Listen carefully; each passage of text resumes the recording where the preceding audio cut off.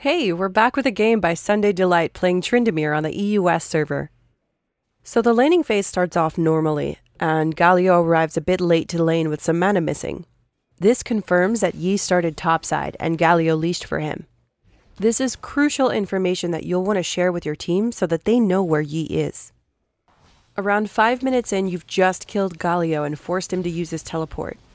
The minion wave is heading back toward his turret. You have an advantage right now with your teleport up and his teleport down, but you make the mistake of teleporting back to your turret, only to be forced to farm well overextended in lane. If you had saved that teleport, you could have made a play down bottom when Thresh went into the brush here, by teleporting onto the ward in the river. By the time you go back to lane after killing Thresh, the minions would be at your turret anyway.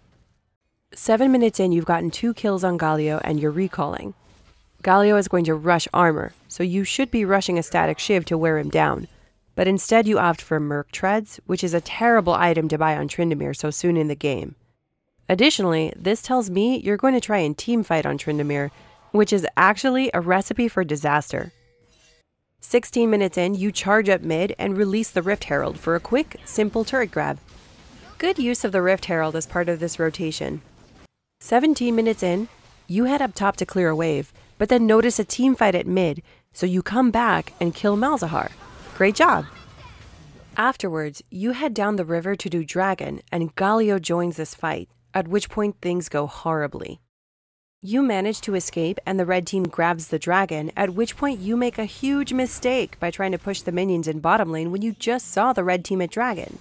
This turns you into an unnecessary free kill for the enemy team. One thing I want you to notice is that despite the fact that Galio is behind, whenever he joins a fight, things go badly because his champion is just a better team fighter than you are. If you want to win, you'll want to keep Galio busy in the side lanes, which keeps him out of teamfights. That'll hurt the enemy more than your own absence from a teamfight will hurt your team. 23 minutes in, you're split pushing the bottom lane as your team kills 3 members of the enemy team. You've now got an opportunity to pressure the bottom base turret, which would have forced Galio to remain bot, allowing your team to pick up the second tier turret at mid for free. But by choosing to go back into the jungle, you've freed up Galio to go mid, where he works with the rest of his team to stop the push. You go to join the team fight hoping to help your team, but that's already setting yourself up for failure.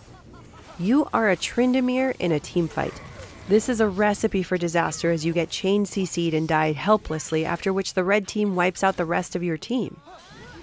This was the last major error of the game that provided a massive gold spike for the enemy team. And it all came down to your choice to do Gromp instead of pressuring the base turret in bottom lane. The red team just goes on from here to win the game a short while later. In terms of areas for improvement, the biggest obstacle I'm seeing here is lack of understanding the value of a champion to their team.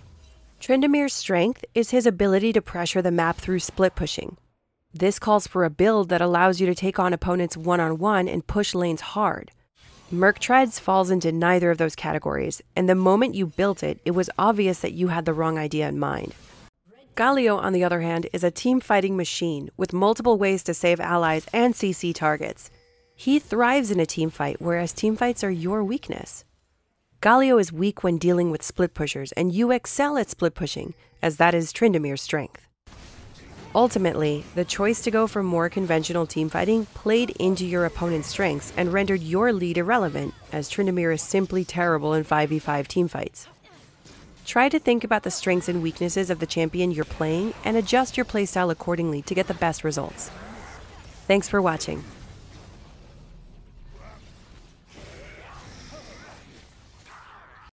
If you enjoyed this video, do subscribe to the channel, follow on Twitter, and check out the video links on either side. Leave a comment about the kind of content you'd like to see in future videos, and check out the Patreon link if you'd like to support this channel directly.